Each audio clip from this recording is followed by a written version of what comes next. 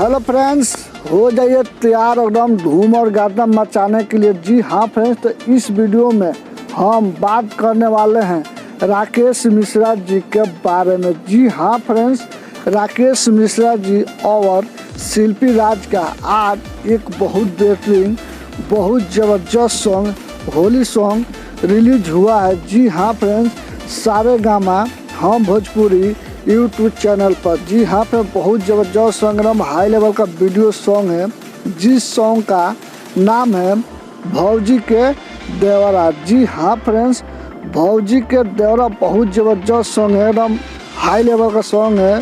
तो अगर आप लोग नहीं सुने हैं और नहीं देखे तो एक बार ज़रूर जाइए सारेगामा हम भोजपुरी यूट्यूब चैनल पर और खूब ढेर सारा प्यार और आशीर्वाद दीजिए राकेश मिश्रा जी को। और प्लीज़ मेरे चैनल का सब्सक्राइब कर लीजिए। हम आपके लिए ऐसे ही नए नए अपडेट लेकर आते रहूँगा। तब तक के लिए बाय बाय।